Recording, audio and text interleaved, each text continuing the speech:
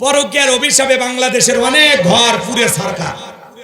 কথা বলেন, আমার সোনার দেশটা খাইলো রে পরকীয়া প্রেমে। কথা বলেন ঠিক কি না? হাজারো পরিবার ধ্বংস হয়ে যাচ্ছে আজকে এই অভিশপ্ত সম্পর্কের কারণে। এই পরকীয়া নামের বিষ, এটা করোনা ভাইরাসের চাইতেও খারাপ। কথা বলেন ঠিক কি না?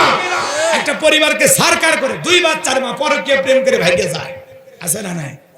হাই রে মামি ভাগিনাকে পাইয়া ভাগে চলে যায়, মামার কথা আর মনে করে না।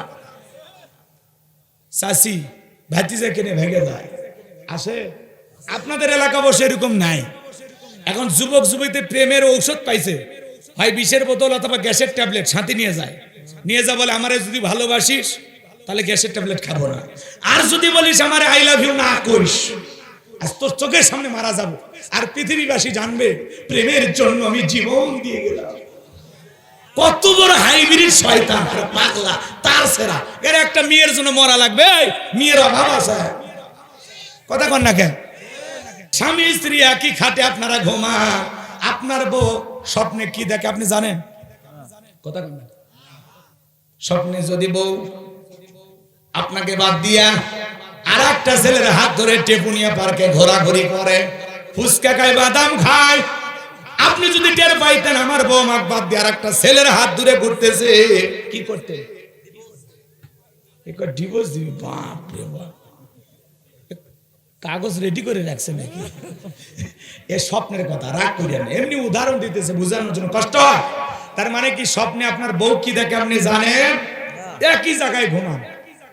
আবার আপনি স্বপ্নে আপনার বউকে বাদ দিয়া আর একটা মেয়ে কেনে ঘোরাফেরা করতেছেন, পাবনা শহরে যা বলতেছেন মামা চটপটিতে ঝাল একটু বেশি হবে, ফুচকা একটু ঝাল বেশি হবে দেন।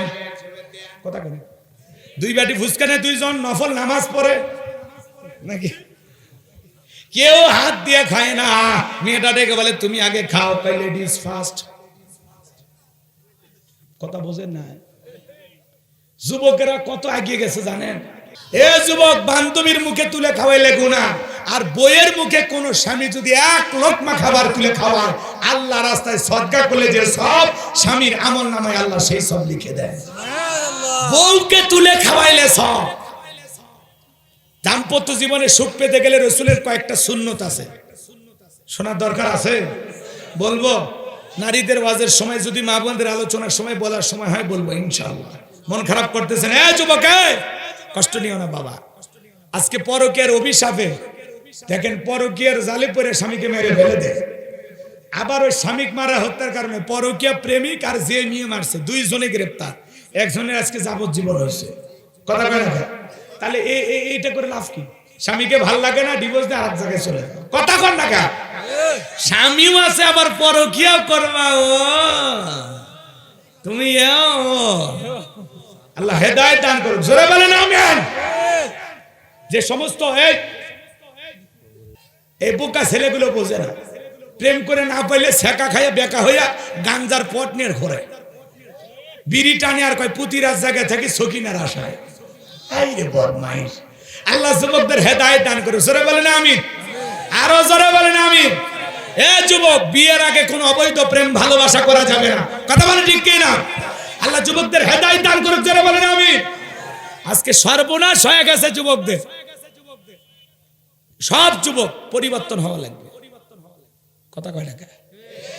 মন খারাপ করছো? ওরা যে যুবক কিনা আমার তো সন্দেহ হয়, কথা বলার স্টাইল দেখে। যুবকদের আওয়াজ একটু জোরে হবে না? ওরা মনে এগুলো আর শুনবে না। আল্লাহ যুবকদের হেদায়েত দান করো, জোরে বলেন আমিন। আমার ভাইরা গভীর মনোযোগ দিয়ে কথাগুলো শুনবেন।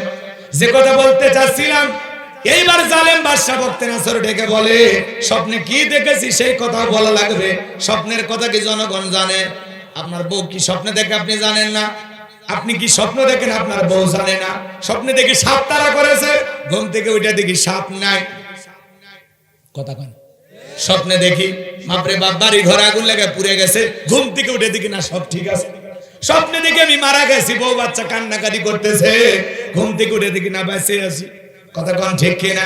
স্বপ্ন তো স্বপ্নই। কত মানুষ স্বপ্নে কোটিপতি হয়ে যায়, দেশের প্রধানমন্ত্রী পর্যন্ত হয়ে যায় স্বপ্নের ঠেলায়, কিন্তু ঘুম থেকে উঠে দেখে ওই সেই চিড়ে খেতায়। ভাঙ্গা টিনের বেড়ায়। স্বপ্ন তো স্বপ্নই, কথা কোন ঠিক কিনা? অনেক মানুষ স্বপ্নে টেকার বস্তা পায়, ঘুমোর থেকে উঠে দেখে পাতার বস্তাও বাড়িতে দেয়, কথা কোন ঠিক কিনা? স্বপ্ন স্বপ্ন এটা নানান ধরনের হয়, কথা কোন ঠিক কিনা? যাই হোক, স্বপ্নের ঘোর যুবকদের কেটে যাক। যুবকেরাও দেখবেন নায়িকাদের ছবি দিয়ে ঘর, একেবারে পুরো ঘর খালি নায়িকার নায়িকা। ঘুমানোর আগে একবার করে দেখে, দেখে ওটা ওর মানে বিশাল একটা দায়িত্ব। মানে ওই একবার যদি নায়িকাদের ছবি না দেখে ঘুমায়, ঘুমই হয় না। এবার ঘুমের ভিতরে দেখে এরকম একটা বউ যদি ভাইতাম, ঘুমের ঘরে দেখে ওই নায়িকার বুকের উপর আছে না। আল্লাহ যুবকদের হেদায়েত দান করুক, জোরে বলেন আমিন। হে যুবক, পরিবর্তন হওয়া দরকার আছে না নাই? তুমি যার লাগিয়া এমবি ভরো তার তো বাটন ফোন, তুমি যার লাগিয়া এমবি ভরো তার তো বাটন ফোন। কেমন করে বুঝবে রে সে, কেমন করে বুঝবে রে সে ডিজিটাল তোর মন, তুমি যার লাগিয়া এমবি ভরো তার তো বাটন ফোন। মেসেজ দিলে সেন্ড করে না, দেয় না তো রিপ্লাই, ভিডিও কলে বলবা কথা ক্যামেরা তার নাই রে, ক্যামেরা তার নাই। ডিজিটাল এই যুগ জামানায়, ডিজিটাল এই যুগ জামানায় এনালগ তার মন, তুমি যার লাগিয়া এমবি ভরো তার তো বাটন ফোন। প্রেম প্রীতি ভালোবাসা বিয়ের আগে নয়, মনের মধ্যে রাখো তুমি আল্লাহ তাআলার ভয় রে, পরকালের ভয়। প্রেম প্রীতি ভালোবাসা বিয়ের আগে নয়, মনের মধ্যে রাখো তুমি পরকালের ভয় রে, আল্লাহ তাআলার ভয়। তবে তুমি মুক্তি পাবা, তবে তুমি মুক্তি পাবা দোজখের আগুন, তুমি যার লাগিয়া এমবি ভরো তার তো বাটন ফোন। এই যুবকে, একটা গানের ভিতরে শিক্ষা আছে না নাই? তাহলে প্রেম প্রীতি ভালোবাসা বিয়ের আগে করা যাবে? যারা আল্লাহকে ভয় করে তারা বিবাহ বহির্ভূত কোন সম্পর্কে জড়াইতে পারে। পিতামাতা পছন্দ করে বিয়ে দেবে যেখানে বরকত আছে, পিতামাতার দোয়া নিয়ে বিয়ে করবা। খবরদার অবাধ্য হয়ে বিয়ে করবা না। যারা অবাধ্য হয়ে অবৈধ সম্পর্ক করে প্রেম ভালোবাসা করে বিয়ে করে এরা জীবনে সুখী হয় না। ওরা ভালোবাসা কয়েকদিন পর জানলা ভেঙে ফেলে যায়। তাহলে যুবক যারা বিয়ে করো না, পিতামাতার পছন্দের মুরব্বীদের দোয়াতে বিয়ে করবা। পিতামাতা যেখানে ভালোবেসে পছন্দ করে বিয়ে দেবে, এরকম সুসন্তান কারা আছো হাত তোলো। মা বাবার পছন্দে বিয়ে করবে, হাত তোলো। হাত তোলবা। যারা বিয়ে করছেন তারা আবার কি রিস্ক নেবেন নাকি? তা হাত না মান, যারা করেন নাই তারা হাত তুলবেন। এই হাত তোলো বাবা, হাত তোলো। তোমরা আজকের মাহফিলে ওয়াদা দিলা, পিতামাতা পছন্দ করে যেখানে বিয়ে দেবে সেখানে বিয়ে করবা। মনে থাকবে তো ইনশাআল্লাহ? আর পাত্রী দেখার সময় ওই 14 গোষ্ঠীর সাথে নিয়ে যায়ও না। হাত নামাও। একা যাবে মানে মাকে নিয়ে যাবেন আর বোনকে নিয়ে যাবেন, ঠিক আছে? কাক নিয়ে যাবেন? খালা কোনা ভাবি কোনা। খালাক নিয়ে যাওয়া যাবে না, কারণ খালা তো বোন যদি একটা থাকে, মেয়ে যতই ভালো হবে বললো ছোট বেকা, চোখ একটা টেরা, কারণ ওর বাড়িতে পাত্রী রেডি, কথা কয় না। আর ভাবি নিয়ে যাওয়া যাবে না, কারণ ভাবি চাইবে তার সাথে কম সুন্দরী মেয়ে ওই বাড়ি ঢুকুক, কারণ ভাবি একটু রাজরানী হয়ে থাকতে চায়। হ্যাঁ, গোপন কথা বলে দিলাম, সাবধান। ভাবির পছন্দে বিয়ে করা যাবে না, ঠিক আছে তো ইনশাআল্লাহ? আচ্ছা চলো যুবক, তোমাদের যদি সুযোগ হয় আরো কিছু বলবো ইনশাআল্লাহ। শোনেন বাজান গো আমার, বাদশা ডেকে বলা, শোনো গতকাল রাত্রে স্বপ্নে কি দেখেছি সেই কথা বলতে হবে, স্বপ্নের ব্যাখ্যাও বলতে হবে। জনগণ ডেকে বলে, বাদশা এ তো পাগলামি কথা, স্বপ্নের কথা আপনি বলবেন, আমরা স্বপ্নের ব্যাখ্যা বলবো। বাদশা বলে, কেন পাগলামি কথা? তোমরা নাকি গায়েব জানো। গতকাল রাত্রের গায়েবের খবর যদি না জানো, তোমাদের 12টা আমি বাজাবো। বলেন তো বাজান, দুনিয়ার কোন মানুষ কি গায়েব জানে? গায়েবের এলেম কার কাছে? যারা ভণ্ড পীর, কবিরাজ। কবিরাজ মানে কি বুঝলেন না? কিছু হাত গণনা করে আছে না, মানে ভান করে থাকে, ভণ্ড আছে না নাই? যারা বলবে আমি গায়েব জানি, ওরে ধরে নিয়ে যায় একটা অন্ধকার রুমের ভিতরে নিয়ে যায়, এমন পিটাইবেন, আর বলবেন গায়েবী মার দিলাম, কারো কাছে বলবি না, বললে ধ্বংস হয়ে যাবে। কথা কোন ঠিক কিনা? দুনিয়ার কেউ গায়েব জানে না, গায়েব জানেন কে? কোন ভণ্ডবীর বললে আজকে ভণ্ডবীর দিয়ে সাইজ করার সময় নাই, কথা কি বুঝতে পারছেন? খবরদার কোন ভণ্ডবীরের কাছে যাবে না। আল্লাহ আমাদের হেদায়েত দান করুন, জোরে বলুন আমিন। সূরা আলে ইমরানের 26 নম্বর আয়াত, আল্লাহ ডেকে বলেন রাজত্ব দেওয়ার মালিক আমি আল্লাহ। তাহলে ক্ষমতা দেওয়ার মালিক কে? আল্লাহ। কেড়ে নেওয়ার মালিক কে? সম্মানিত করার মালিক কে? লাঞ্ছিত করার মালিক কে? সকল কল্যাণের চাবিকাঠি কার হাতে? আর তিনি আল্লাহু আকবার বলেন। তাহলে একটু খেয়াল করে শোনেন, আল্লাহ বলতেছেন রাজত্ব দেওয়ার মালিক আমি আল্লাহ। কাউকে ক্ষমতা দিলেই যে সম্মান দেওয়া হলো এমনটা নয়। ক্ষমতা আর সম্মান দুটো ভিন্ন জিনিস। কেউ দুইটাই পায়, কেউ একটা পায়, কথা কয় না? এই দুনিয়ার জমিনে ক্ষমতার চেয়ারে বসাইয়াও অনেক মানুষকে লাঞ্ছিত করে, অপমানিত করে, কথা বলে ঠিক না?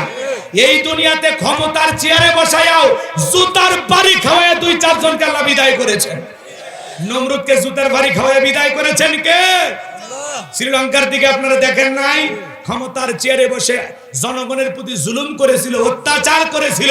জনগণ অতিষ্ঠ হইয়া শ্রীলঙ্কার নেতাদের কাপড় খুলে হাফ ল্যাংটা বানাইছে। হাফ প্যান্ট পরেছিল তো ওই জন্য পুরোটা খুলতে পারেনি। ভাগ্যিস ভালো ওই দিন হাফ প্যান্ট পরেছিল, কথা কন। তার মানে কি, জনগণের সাথে যারা জুলুম করে, অত্যাচার করে, বাড়াবাড়ি করে, জনগণ খেপে গেলে কাপড় খুলে নেতাকে নামায়, কথা বলে ঠিক কিনা? রাগ করতেছেন আপনারা? এটা কি আমার বানানো কথা না ঘটনা ঘটছে? বুঝেন, ভালো করে বুঝেন, ভালো করে বুঝবেন কথাগুলো, মনোযোগ দিয়ে কথাগুলো শুনবেন। ক্ষমতার চেয়ারে বসানোর মালিক কে? আবার কেড়ে নেওয়ার মালিক কে? আল্লাহ তাআলা ক্ষমতার চেয়ারে বসায় কিছু মানুষকে সম্মানিত করে, যারা ক্ষমতার চেয়ারে বসে আদল ইনসাফ প্রতিষ্ঠিত করে, ন্যায় বিচার কায়েম করে, মানুষের অধিকার প্রতিষ্ঠিত করে, ইসলামের কল্যাণে, মানবতার কল্যাণে নিবেদিত প্রাণ হয়ে যারা যোগ্যতার সহিত সমাজ রাষ্ট্র পরিচালনা করে, ক্ষমতার চেয়ারে বসাইয়াও আল্লাহ তাদেরকে সম্মানিত করে। কিন্তু যারা জুলুম করে, অত্যাচার করে, বাড়াবাড়ি করে, আল্লাহ রাব্বুল আলামিন তাদেরকে লাঞ্ছিত করে দুনিয়ার জমিন থেকে বিদায় করে, কথা বলেন ঠিক কিনা? তাহলে ভালো করে বোঝেন, ক্ষমতা দেওয়ার মালিক কে? এই পৃথিবীর জমিনে আল্লাহ রাব্বুল আলামিন 4 জন মানুষকে পুরো পৃথিবীর রাজত্ব পাওয়ার ক্ষমতা দিয়েছিলেন। কয়জন? আরো জোরে বল।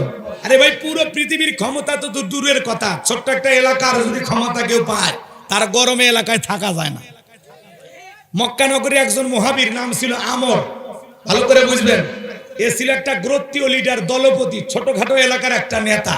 বর্তমানে যেরকম মেম্বার, চেয়ারম্যান একটা ছোট্ট একটা এলাকার নেতা না, ওই সময় যারা গোত্রীয় লিডার বা দলপতি বা মুরল মন্ডল মাতাব্য, ছোট্ট কয়েকটা গ্রাম বা ছোট্ট একটা মহল্লা নিয়ে একজন লিডার থাকতো, বস থাকতো, একে বলা হতো দলপতি।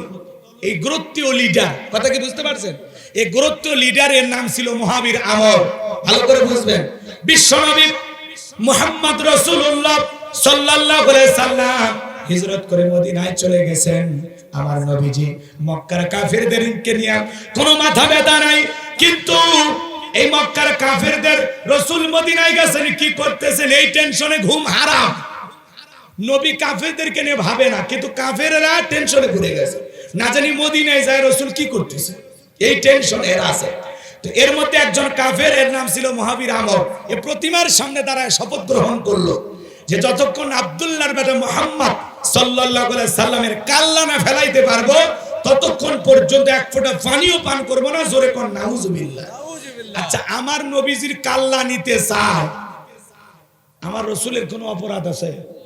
কথা বলেন, অপরাধ আছে? এই জালেমেরা কাল্লা নিতে চায় কেন?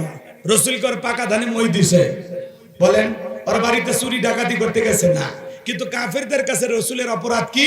নবীজি কালেমার দাওয়াত দেয়, ইসলামের প্রচার প্রসার করে, কোরআন সুন্নাহর পথে মানুষকে আহ্বান করে, রিসালাতের কথা বলেন, তাওহীদের কথা বলেন, এক আল্লাহর পথে মানুষকে আহ্বান করেন। কালেমার প্রচার করা, কোরআনের প্রচার করা, এটাই হলো রাসূলের কাফেরদের কাছে অপরাধ, কথা বলেন ঠিক কি না? এই অপরাধে এই মক্কার মুহাবির আমর নবীজির মাথা নেওয়ার জন্য বিশাল একটা বাহিনী নিয়ে মদিনার পথে রওনা করেছেন।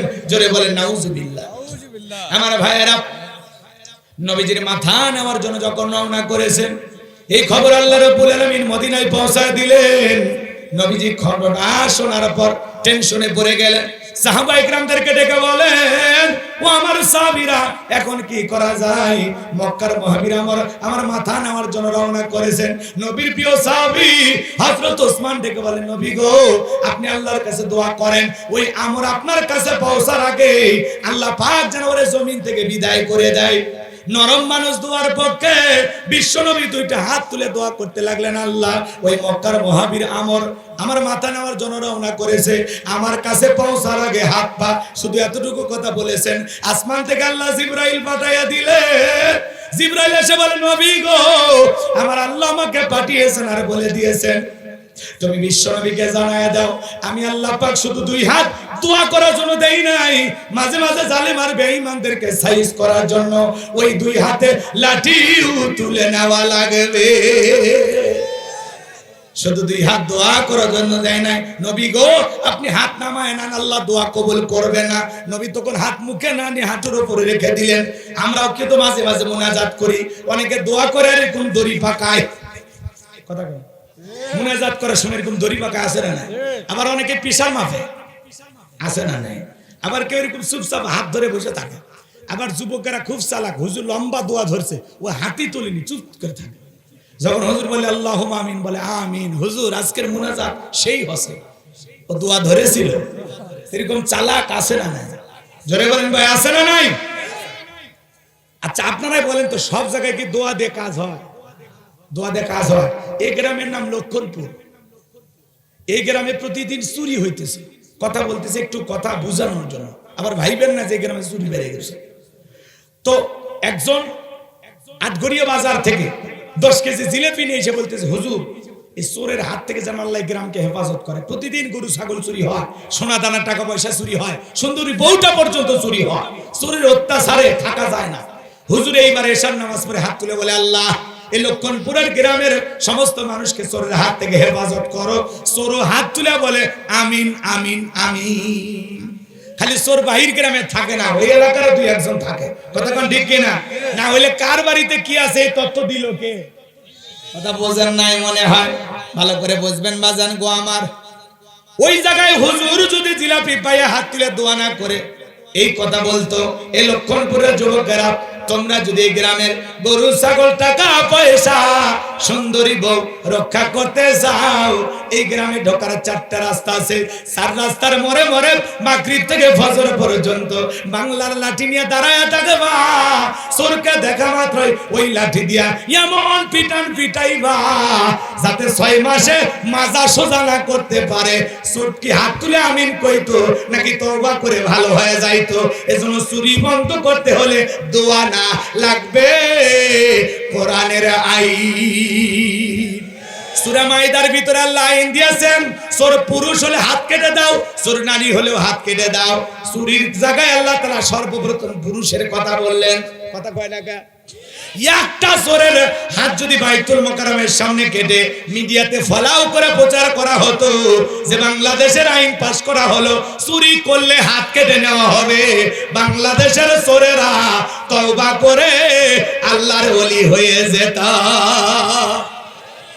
আল্লাহর আইন থাকলে কত শান্তি। সোনার মক্কা মদিনায় আপনারা যান, কোটি কোটি টাকার স্বর্ণের দোকান ফেলাইয়া মসজিদে যা নামাজ পড়ার জন্য প্রত্যেকটা দোকানের ঝাঁপ খোলা, নামাজে চলে যায়। আর বাংলাদেশে নামাজে গেলে ঝাঁপ বন্ধ করে যাওয়া লাগে, দোকানের শাটার লাগায় যাওয়া লাগে। কথা কর না কে? আবার ওই জায়গায় লেখা রাখছে নামাজের বিরতি। মাশাআল্লাহ, চমৎকার। বাংলাদেশের অনেক মার্কেটগুলোতে সিসি ক্যামেরা লাগানো থাকে, তারপরেও চুরি হয়। সিসি ক্যামেরার ফুটেজ দেখে চোরকে ধরা হয়। কথা বলেন ঠিক কিনা? বিশ্বাস করেন বাজান, আল্লাহর আইন দিয়ে যদি বাংলাদেশে চোরের বিচার করা হতো, একটা জায়গাতেও সিসি ক্যামেরা লাগানো লাগতো না। কথা বোঝা গেল? রাখছেন করেন না, চলেন সামনের দিকে যায়। চুরি বন্ধ করতে হলে লাগবে কার আইন?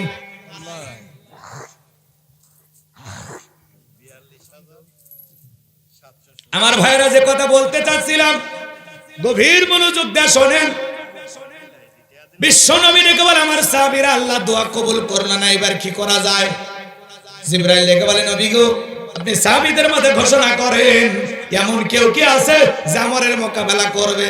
বিশ্বনবী তখন ডেকে বলেন, আমার সাহাবীরা, তোমাদের মধ্যে এমন কেউ কে আছো যে সরাসরি আমরের মোকাবেলা করবা? নবীর কোন সাহাবী দাঁড়ায় না, হযরত আলী দাঁড়িয়ে গেলেন, বলেন আল্লাহু আকবার।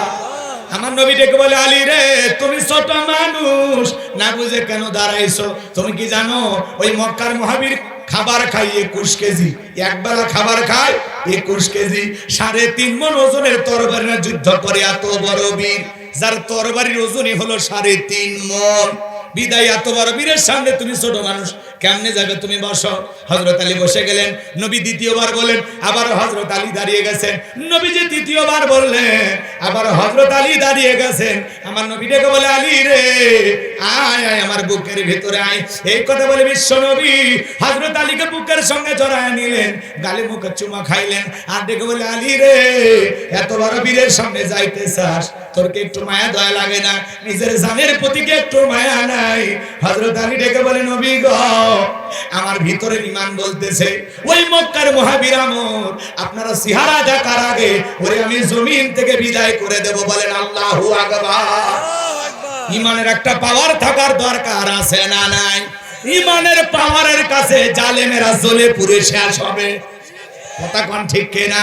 কিন্তু মুসলমান আমরা ঈমান নিয়ে ঘুমাইছি, আর জালেমেরা ঈমান ডাকাতি করে আমাদের ঈমান ফাঁকা করে দিয়েছে।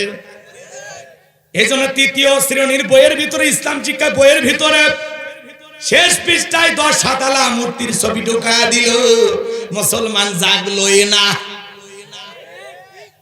আপনার আমার টাকা দিয়ে বই ছাপানো হয়, সেই বইয়ের ভিতরে যদি প্রতিমার ছবি ঢোকায়া দেয়, আর আপনার আমার সন্তানকে যদি শিরিক শিখায়, ওরা তখন বলতেছে এটা ভুল হয়ে গেছে, ভুল করে ছাপা হয়েছে। এত বড় ভুল হয়, ওরা দেখতেছে বাংলাদেশের মানুষ ঈমান নিয়ে ঘুমাইছে না জেগে আছে। আমার ভাষায় বলি, বাংলাদেশের মুসলমানদের ঈমান এখন লাইফ সাপোর্টে আছে, খালি কোনো মতে ম্যাচে আছে। এদের উপরে যা খুশি তাই করতেছে, কিছুই বলে, মানে ঘুমাইছে।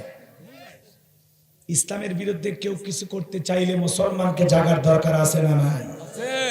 যদি না জাগতে পারেন, কোরআনের পাখির উদাহরণটা, উনি চলে গেছেন, কিন্তু কি বলেছিলেন যে আমি বাংলাদেশের ভাগ্য আকাশে দেখতেছি দুর্যোগের কণা ঘাটা,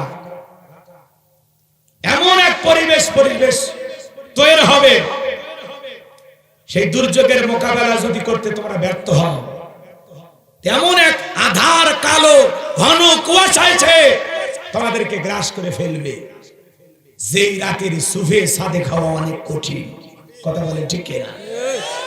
ওনারা যে আল্লাহওয়ালা মানুষ, আজকে সমাজে যা চলতেছে, কি বলেন, কিছু বলার ভাষা আপনার আমার আছে? চোখ আছে দেখবেন, কান আছে শুনবেন, মুখ আছে বলা যাবে না কথা। কি আছে না? বললেই সমস্যা, যত দোষ নন্দ ঘোষ, সত্যটা বললে দোষ, করলে অন্যায়ের প্রতিবাদ, নামটা হবে তোমার জঙ্গিবাদ, নামটা হবে তোমার মৌলবাদ। হক কথা বললেই সমস্যা। কথা বলে ঠিক না? এখন উচিত কথা যদি কই পিঠের উপর দিয়ে যাবি মই, এই আনন্দে কিছু লোক কিনে খাবে বগুড়ার স্পেশাল দই। কথা কোন ঠিক না? খাবারে ফরমালিন যুক্ত বিষ, হক কথা বললেই পুলিশ। মদের ট্রাক চাও গ্রেফতার হয়, গাঞ্জার বস্তা চাও গ্রেফতার হয়, অর্ধলঙ্গ পোশাক পরে গ্রেফতার হয়। ওদেরকে কেউ কিছু বলে না, মেহেদি উৎসব করতে করতে সারা পায়। আর হুজুর নিজের বউ নিয়ে ঘরে, তারপরে কাবিননামা দেখাইতে পারে না, এই অজুহাতে বছরের পর বছর জেলখানায় বন্দী থাকে।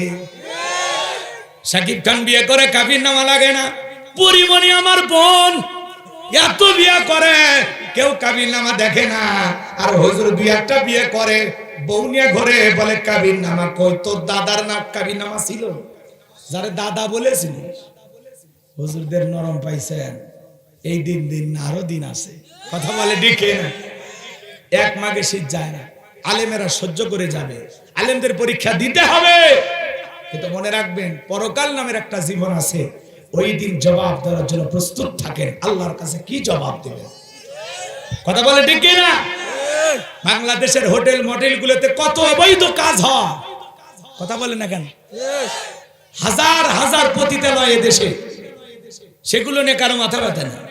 হুজুর বউ নিয়ে ঘরে, তাতেও সমস্যা। রাগ করছেন, করেন, সমস্যা নেই, হক কথা বলা লাগবে, ঠিক আছে? ঘুমাইলে চলবে না। মনে রাখবেন বাংলাদেশের কোন আলেমেরা অপরাধীরা, দুই একজন অপরাধ করছে, কি অপরাধ সেটা প্রমাণ করেন আগে। হুজুরদের কাছে কিছু পায় না, হুজুরের মোবাইলে উল্টাপাল্টা ভিডিও পাওয়া গেছে, এটা একটা কথা। হুজুর মানুষ উল্টাপাল্টা ভিডিও নিয়ে মোবাইলে ঘরে রাগ করতেছে, হুজুরের কাছে কিচ্ছু পায় না। কি পাইছে? সামনে দুই একটা বই দেখো, জঙ্গি বই সহ গ্রেপ্তার। কথা কন, আল্লাহ সঠিক বুঝদান করুন। যারা প্রকৃত একজন আলেম তারা কখনো জঙ্গি না, কথা কেন? আর যারা জঙ্গি তারা কখনো আলেম না, কথা বলে না কেন? ইসলাম এমন একটি গুরুত্বপূর্ণ ধর্ম যেটা আপনার কাছে ঠুনকো মনে হয়, এটা গতানুগতিক একটা ধর্ম না, এটা মুসলমানদের সংবিধান। কথা বলে ঠিক কিনা? মুসলমান যদি কোরআন হাদিস মানে, সে কখনো জঙ্গি হতে পারে না। আর জিহাদকে যারা জঙ্গিবাদের সাথে তুলনা করে, এরা বুকার স্বর্গে বসবাস করে। জিহাদ মুসলমানদের জন্য ফরজ, কথা বলেন ঠিক কিনা? জিহাদ আসছে সন্ত্রাসবাদ, জঙ্গিবাদ এগুলোকে নির্মূল করার জন্য, কথা বলেন ঠিক কিনা? আপনারা ওই যে যারা বোমা মাইরা ইসলাম কায়েম করতেছে, তাদের সাথে আমাদের কোনো সম্পর্ক নাই। তাদের উদাহরণ দেওয়ার জন্য আমি একটা কথা বলি, মন খারাপ করবে নাকি? একটা ছেলে শাশুড়িকে খুব ভালোবাসে, মানে শাশুড়ির জন্য দিওয়ানা, নিজের মায়ের চাইতে বেশি ভালোবাসে। তো শাশুড়ির কপালে হয়েছে ঘা, কি হয়েছে? কথা কয় না? ডাক্তারে গেছে, নিয়ে গেছে ডাক্তার, এবার পরীক্ষা নিরীক্ষা করে বলছে, বাবা এই মলমটা দিলাম, 3 বেলা শাশুড়ির কপালে মালিশ করে দিও। জামাই নিজের হাতে শাশুড়ির কপালে মলম মালিশ করে দেয়, কিন্তু ডাক্তার একটা শর্ত দিয়েছে, বাবা মলম মালিশ করে দিবে, কিন্তু খবরদার ওই ক্ষত জায়গায় যেন মাছি না পড়ে। কথা খানে এই ছেলেটা এবার শাশুড়ির কপালে মলম মাইখা অপেক্ষা করতেছে, মাছি পরে এরকম তাড়ায় দেয়, হাত দিয়ে বাতাসে তালায় দেয়, তারপরে মাছি বারবার আসে। তার আরে ভাই একটা জায়গায় যদি ঘা হয়, ক্ষত হয়, ওই জায়গায় মাছি কি দাওয়াত দেওয়া লাগে যে শুক্রবার আইসো তোমার জন্য দাওয়াত আছে? ও দাওয়াত ছাড়া হাজির, কথা ঠিক না? তো বারবার জামাই এরকম মাছি তাড়ায় দেয়, আবার আসে, বারবার তাড়ায় দেয়, আবার আসে। তো রাগান্বিত হয়ে বলতেছে, মাছির এত বড় সাহস, ও বারবার আমার শাশুড়ির কপালে এসে ডিস্টার্ব করতেছে, আজ তোর একদিন আমার যে কয়দিন। এই কথা বলে একটা লোহার রড নিয়ে বসছে। এইবার যেই শাশুড়ির কপালে মাছি পড়ছে, ওই লোহার রড দিয়ে মারছে বাড়ি। ওর উদ্দেশ্য কিন্তু মাছি মারা, শাশুড়িকে মারা না, কথা কয় না কেন? কিন্তু যে লোহার রড দিয়ে বাড়ি মারছে, শাশুড়িকে বেঁচে আছে, কথা কন বেঁচে আছে? জামাইয়ের উদ্দেশ্য হলো মাছি মারা, শাশুড়িকে মারা না। কিন্তু জামাই যে পদ্ধতিতে মাছি মারতে গেছে, জামাইয়ের এই পদ্ধতিটা ভুল, কথা বলে ঠিক কিনা? যারা জঙ্গিবাদের মাধ্যমে, বোমাবাজির মাধ্যমে ইসলামকে প্রতিষ্ঠিত করতে চায়, ওদের নিয়ত ভালো যে আমরা ইসলাম প্রতিষ্ঠিত করব, কিন্তু ওরা যে পদ্ধতিতে জমিনে ইসলাম প্রতিষ্ঠিত করতে চায়, ওদের ওই পদ্ধতিটা ভুল। বোমাবাজির মাধ্যমে ইসলামকে প্রতিষ্ঠিত করা যাবে, ইসলামকে প্রতিষ্ঠিত করতে হবে সুন্দর আচরণের মাধ্যমে, জিহাদের মাধ্যমে, কথা বলেন ঠিক কিনা? আল্লাহ বোঝার তৌফিক দান করুন, জোরে বলেন আমিন। কষ্ট হচ্ছে আপনাদের? দোয়া করবো নাকি? ভাইরা আমার একটু মনোযোগ দিয়ে কথাগুলো শুনে যান। বিশ্বনবী ডেকে বলে, ওসমান তোমার বাড়িতে কি তরবারি আছে? হযরত ওসমান বলে, তরবারি আছে। 27 ইঞ্চি লম্বা। এইবার তরবারিটা আইনা দিলেন, নবীজি হযরত আলীর হাতে ধরায়া দিলেন। হযরত আলী তরবারি পায়ে মারছে দৌড়, দৌড়াইতে দৌড়াইতে দৌড়াইতে আমরের মুখোমুখি হয়ে গেছে। এইবার আমর ডেকে বলে, কি রে পিচ্চি আলী, তুই কেন আমার সামনে? হযরত আলী বলে, পিচ্চি নাকি পরে বুঝাইতেছি, বলেন আল্লাহু আকবার। কথায় আছে ছোট মরিচের ঝাল বেশি, আল্লাহু আকবার। এইবার হযরত আলী ওই তরবারি দিয়ে দাগ টানতেছেন আর একটা দোয়া পড়তেছেন। এই দোয়া পড়ে পানিতে ফু দিয়া চতুর্দিকে যদি বাড়িতে ছিটাইয়া দেন, বড় বড় দুর্ঘটনার হাত থেকে আল্লাহ আপনার পরিবারের সবাইকে হেফাজত করবে। আল্লাহ আকবার, জোরে বলেন। কি সেই দোয়া শুনবেন না? হযরত আলী এবার দোয়া পড়তেছে আর দাগ টানতেছে। দাগ টানা বোঝেন তো আপনার মানুষ, এরকম দাগ টানা আগ টানা, এরকম দাগটা টানার পর তরবারিটা উঁচু করে ডেকে বলে, এই কাফেরের বেটা, তোর যদি সাহস থাকে খালি দাগটা পার হয়ে দেখা। বুঝেন না কথা? হযরত আলী তরবারিটা উঁচু করে বলতেছে, এই কাফেরের বেটা, তোর যদি এত বড় সাহস থাকে নবীর কাল্লা নিবি, দাগটা পার হয়ে দেখা, আয় খেলা হবে, আয় খেলা হবে। আল্লাহু আকবার বলে, আরো জোরে বলেন আল্লাহু আকবার। ভালো করে বোঝেন, বাড়িতে ঢুকছে চোর, বাড়িওয়ালা যে ওর দুই পায় নাই, ল্যাংরা, কিছু না হোক ওই বাড়িওয়ালা টের পাইছে চোর ঢুকছে, কিছু না পারুক, যদি খালি জবান দিয়ে বলে কে রে, চোর থাকবি না, ভাগে দৌড় মারবি। হ্যাঁ, এমন কি ওই চোর চুরি করবে, বাচ্চা যদি কান্দে ওঠে তাও গরু উঠিয়ে ভাগে দৌড় মারে। এই তো কয়েকদিন আগে আমার শ্বশুর বাড়িতে চোর ঢুকছিল, বুঝছেন, মাটির বাড়ি তো, আবার আছে ইটের বাড়ি আছে, ওইদিকে না যায় তো, এদিকে খেয়াল কর, মাটির বাড়িতে দেয়াল এরকম, ওই যে আগে আপনারা কি বলেন, শিংকাটা না কি বলেন, শিককাটা, তাই না এলাকায় বলে, তো ওই মাটির ঘরের দেয়ালটা কাটতে কাটতে কাটতে কাটতে মোটামুটি পজিশন তৈরি করছে, কথা কি বুঝতে পারছেন? এখন গরু বাইর করবে, ওই সময় আমার এক শালি আছে, আর একটা ছোট্ট মেয়ে আছে, ও কান্নাকাটি করছে। ওই সময় কান্না দেখে আমার শাশুড়ি ঘুম থেকে উঠছে, ওইটা চিন্তা করতে উঠছি, যখন দেখি তো গরুগুলো কেমন অবস্থায় আছে, লাইট নিয়ে যাকে দেখে, বাপ রে বাপ, অবস্থা তো খারাপ। তখন আমার শ্বশুরকে ডাক দিয়ে বলতেছে, দেখো কি অবস্থা, আশেপাশে খুঁজে দেখে আর চোর নাই, ভাগ্যিস ভালো গরুগুলো নিয়ে যেতে পারে না, কথা কোন ঠিক কিনা? একটা আওয়াজে অনেক কিছু ঘটে যায়, কথা বলে ঠিক কিনা? ওই বাড়ির বুড়ো মানুষটাও যদি কাশে তাও চোর চিন্তা করবি না, লোকজন জায়গায় আছে, বুঝেননি?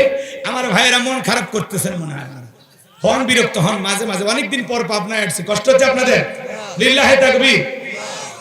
একটু আমার কষ্ট হচ্ছে, আপনারা হয়তো আমার কথা বুঝতে একটু কষ্ট পাচ্ছেন, একটু মনোযোগ দিয়ে শোনেন বাজান গো আমার, যে কথা বলতে চাচ্ছিলাম, হযরত আলী আর আমর বাজা বাজা ভাব দেখে বলে, এই কাফেরের বেটা, তোর যদি সাহস থাকে দাগটা পার হয়ে নবীর কাল্লা নিতে যা, আয়, কয় ফোঁটা মায়ের দুধ খেয়েছিস, এইবার আয় আয় আয়।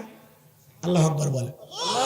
হযরত আলী আর আমর বাজা বাজা ভাব, পুরো ঘটনাটা শুনবেন আপনারা, কারা কারা শুনবেন একটু হাত তুলে দিতে, লিল্লাহি তাকবীর। তাহলে পুরো পৃথিবীতে আল্লাহ পাক কয়জন মানুষকে ক্ষমতা দিয়েছিল? ওই যে মেয়ের আংটির কথা মনে আছে, হযরত আলীর কথাটা মনে রাখেন, প্রত্যেকটা কথায় জবাব দিয়ে যাব, শেষ করে দাও, রাত ফজর হয় হোক। কি ভাতিজা রাজি আছো? আল্লাহ কবুল করেন, জোরে বলেন আমিন। তাহলে আমি যে কথা বলতে চাচ্ছিলাম, পুরো পৃথিবীর 4 জন মানুষকে আল্লাহ পাক পাওয়ার রাজত্ব দিয়েছিল, কয়জন? 4 জন। এর মধ্যে হলো 2 জন ঈমানদার, একজন হলো নবী, নাম হলো সুলাইমান আলাইহিস সালাম, যাকে আল্লাহ রাব্বুল আলামিন পুরো পৃথিবীর রাজত্ব পাওয়ার ক্ষমতা দিয়েছিলেন। নবী সুলাইমান আলাইহিস সালামকে আল্লাহ রাব্বুল আলামিন কি সুন্দর একটা সিংহাসন দিয়েছিলেন। এই তক্তের সিংহাসনে সইরা পয়গম্বর যখন ভ্রমণ করতেন, যেই দিক দিয়ে সিংহাসনটা উড়ে যাইতো, তার নিচে স্বর্ণের খনি পাওয়া যাইতো, তেলের খনি পাওয়া যাইতো, ফসলের জমির উপর দিয়া এই সিংহাসনটা উড়ে গেলে ফসল বৃদ্ধি পাইতো।